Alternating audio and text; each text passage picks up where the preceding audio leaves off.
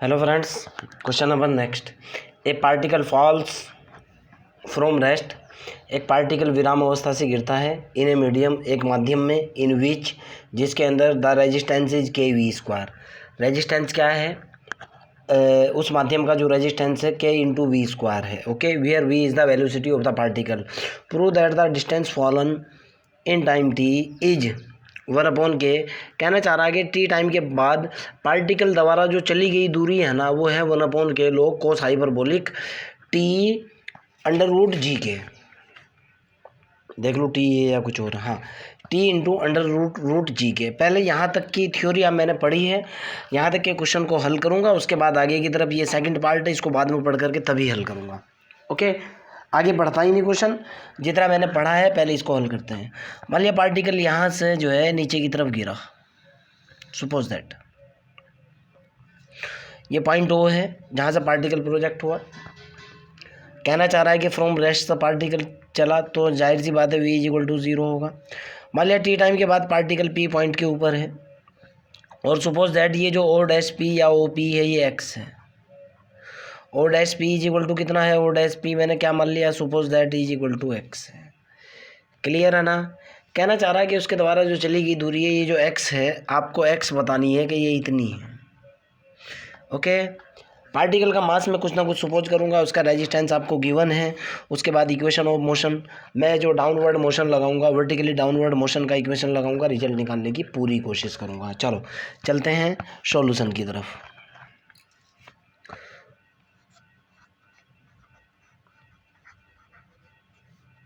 मैं कह रहा हूं कि सपोज दैट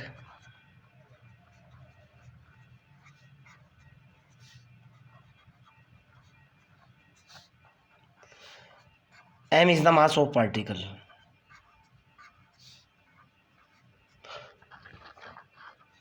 जो गिवन पार्टिकल है उसका मास कितना है भाई?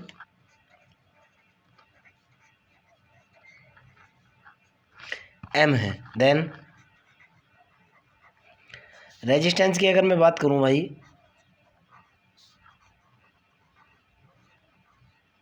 रेजिस्टेंस जो दे रखा है वो के वी स्क्वायर है। तो रेजिस्टेंस कितना होगा भाई पूरे पार्टिकल के लिए? एम के वी स्क्वायर होगा। पार्टिकल का मास नीचे की तरफ काम करेगा, रेजिस्टेंस भी नीचे की तरफ काम करेगा। So that the equation of motion की बात कर रहा हूं नाउ।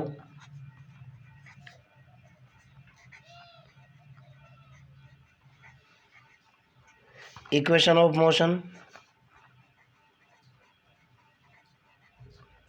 मोशन अपवर्ड है कि डाउनवर्ड है? आपको भी पता है डाउनवर्ड है।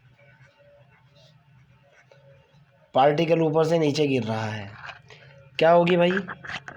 m इंटू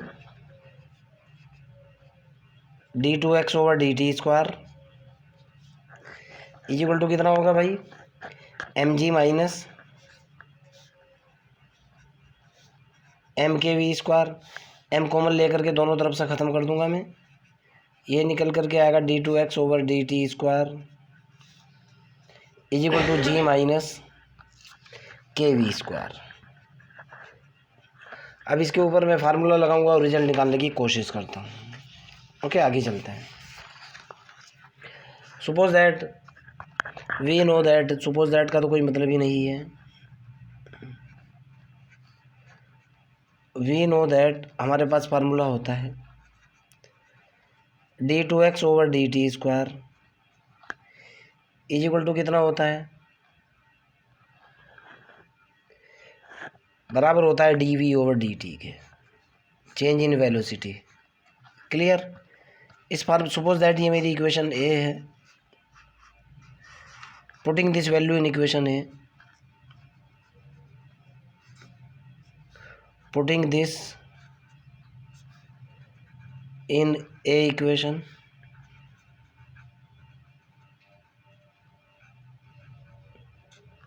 तो मेरे पास यहां से क्या निकल कर के आया भाई? D V over D T, तो ये हुआ इज इक्वल टू कितना निकल गया भाई? G minus K V square. This is the differential equation.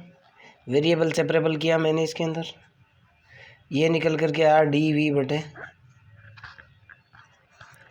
Ji minus K V square is equal to D T. Clear है ना। यहाँ से मैंने क्या किया, के कॉमन ले लिया इसके अंदर से, यहाँ से ये हुआ डी वी बटे के कॉमन ले लिया, कितना बचा मेरे पास, ये हुआ G upon K minus K V square is equal to कितना है, डी टी। मैं दोनों तरफ इंटीग्रेट करूंगा। मैंने उससे पहले सपोज किया कि सपोज दैट, घुमा फिरा करके वही बात है यार, चाहे जैसे भी इंटीग्रेट करो यार, जी upon K minus we square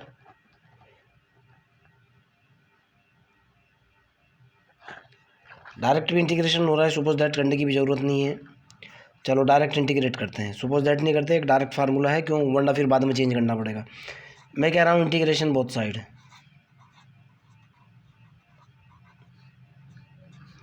integration both side. तो भाई 1 अपॉन के तो कांस्टेंट है, तो बाहर निकल जाएगा।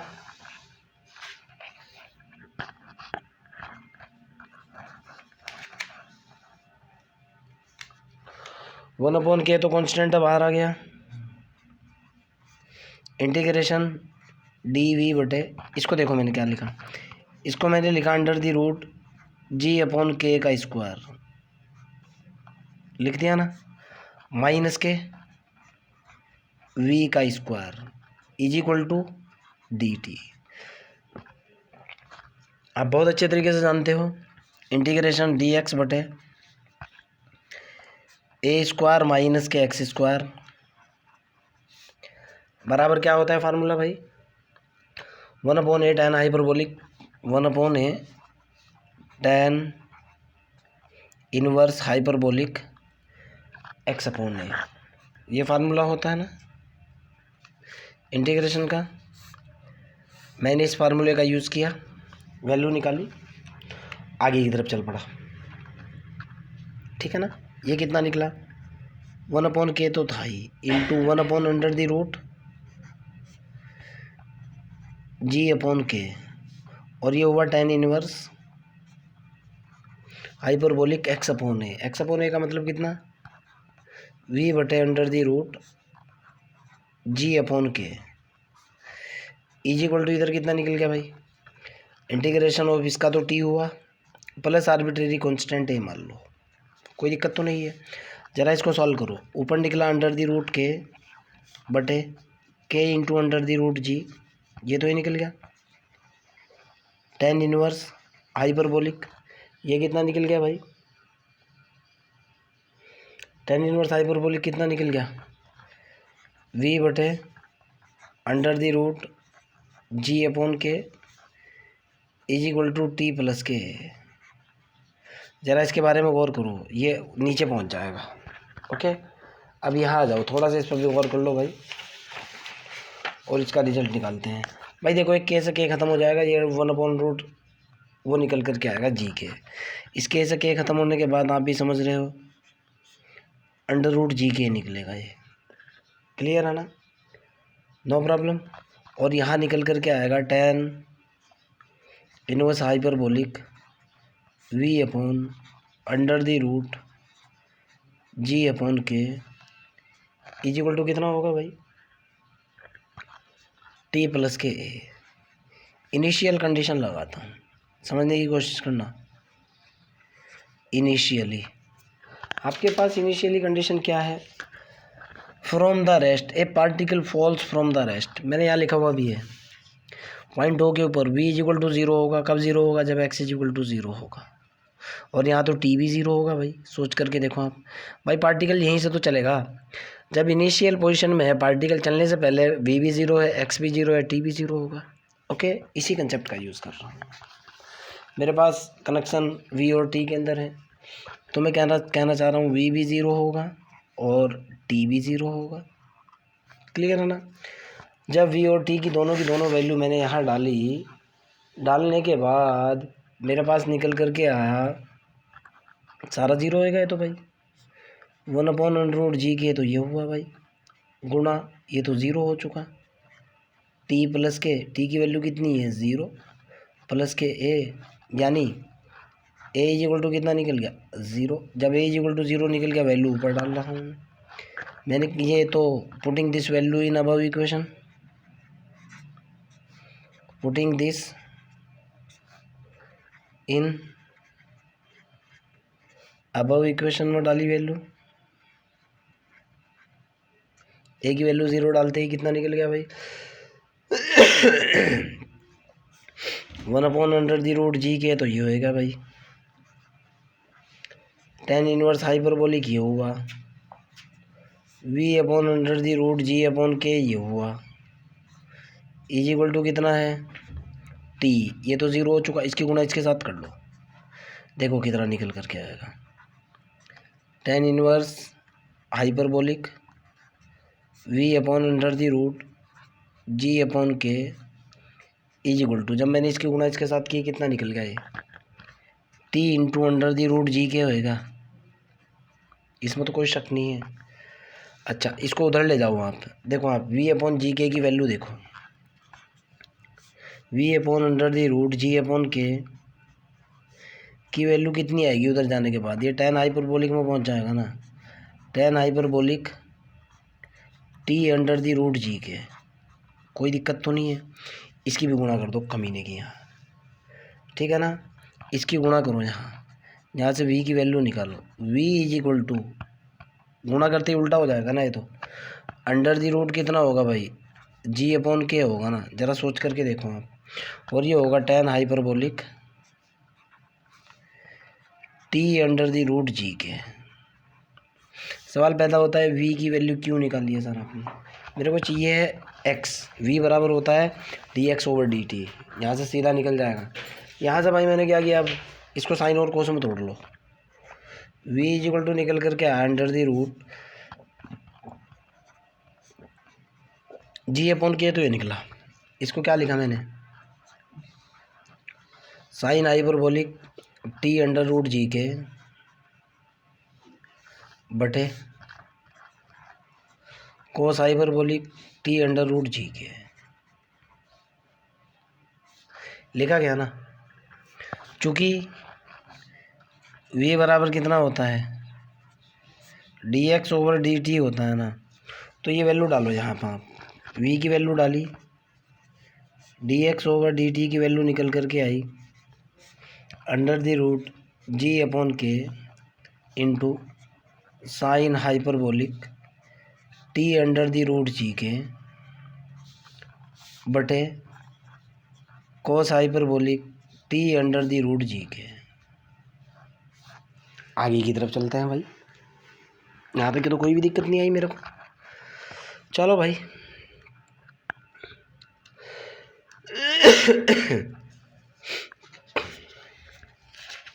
थोड़ा सा क्वेश्चन को रिसेट करूँगा ताकि इंटीग्रेशन करने में कोई प्रॉब्लम ना हो। ओके, देखो अब मैं क्या करूँगा, ये हुआ मेरे पास dx/dt। बात तो एक ही है यार, मैं पहले ही सेट कर दूँ या बाद में सेट करूँ, उससे कोई फ़र्क नहीं पड़ रहा। इज इक्वल टू होगा √g/k, तो ये है, मैंने गुणा किया 1/√, आप समझ जाओगे क्यों g/k, और यहाँ भी ऊपर भी गुणा किया मैंने √g/k।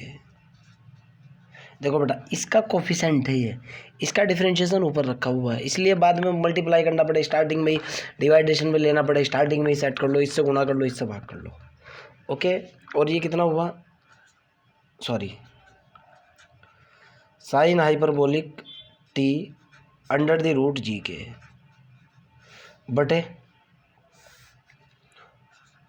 कोस हाइपरबोलिक t/√g/k, यही हुआ ना। इसका डिफरेंशिएशन ऊपर रखा हुआ है, सोच करके देखो बस आप, इसलिए दोनों ऊपर नीचे उससे गुणा किया है मैंने। अब ज़रा इसको भी देख लो भाई, ये क्या होगा, k तो बाहर आ जाएगा, g कैंसिल हो जाएगा, देखो ना आप, √g से √g कैंसिल, 1/√k, ये हो जाएगा बेटा dx/dt। यहाँ से तो बचेगा 1/k, ये कैंसिल, ये रूट से बाहर, नो प्रॉब्लम। अब यहाँ देख लेता हूँ मैं, ऊपर जो बचेगा क्या बचेगा भाई, अंडर रूट जी के बचेगा, साइन हाइपरबोलिक बचेगा, टी अंडर रूट जी के बचेगा बटे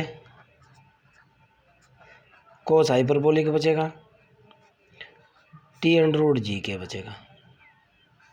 इसका डिफरेंशिएशन ये रखा हुआ है, इसलिए कह रहा था कि तुम्हें बताइए कर रहा हूँ मैं, मल्टीप्लाई इसलिए कर रहा हूँ, उल्टी सीधी गुणा जो कह रहे थे तुम कि ये क्यों कर दिया भाई। आगे चलते हैं, यहाँ से अब आगे चल लेते हैं भाई। D x over D T कर लो, डी एक्स अलग रख लो, डी टी अलग रख लो भाई, वेरिएबल सेपरेबल। ये हो गया कितना भाई, 1/k, और यहाँ हुआ अंडर द रूट जी के, कोस ही लिखा जा रहा है कमीना बार बार, sine hyperbolic T under the root G K बटे cos hyperbolic T under the root G K और इंटू डी टी। मैंने दोनों तरफ इंटीग्रेट किया यार, इंटीग्रेशन डी एक्स तो ये निकल गया, इज इक्वल टू 1/k ही आ चुका, integration under the root G K sine hyperbolic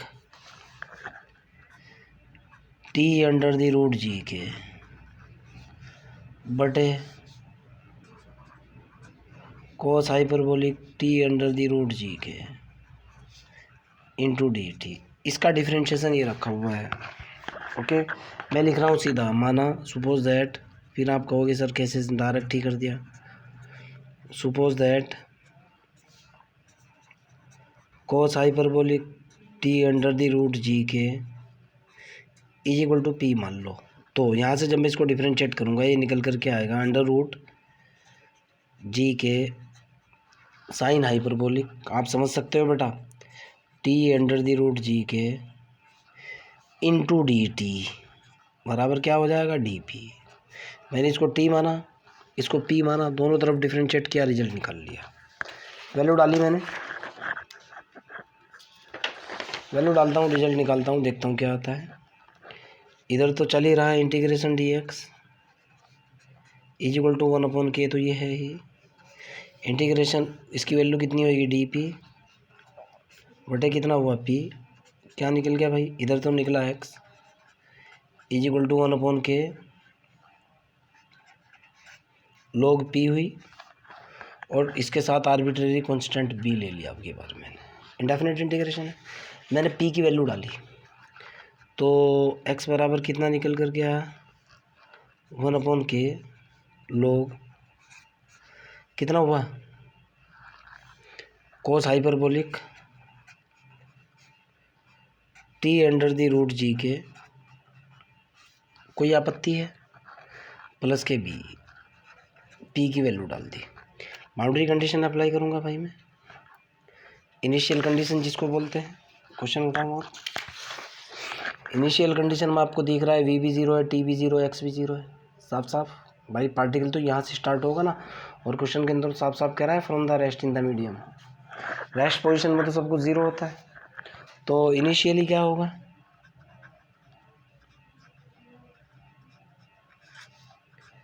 T भी 0 होगा और एक्स भी 0 होगा।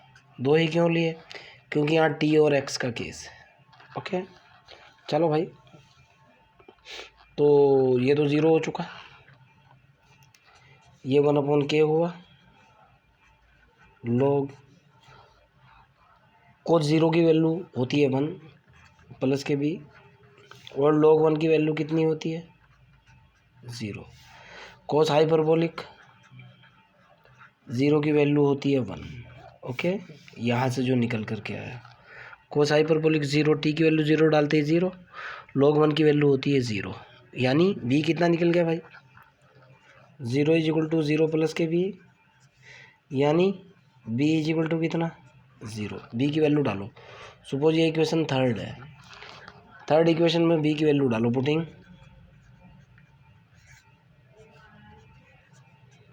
बी इज इक्वल टू 0, कौन सी इक्वेशन में भाई, इन थर्ड इक्वेशन,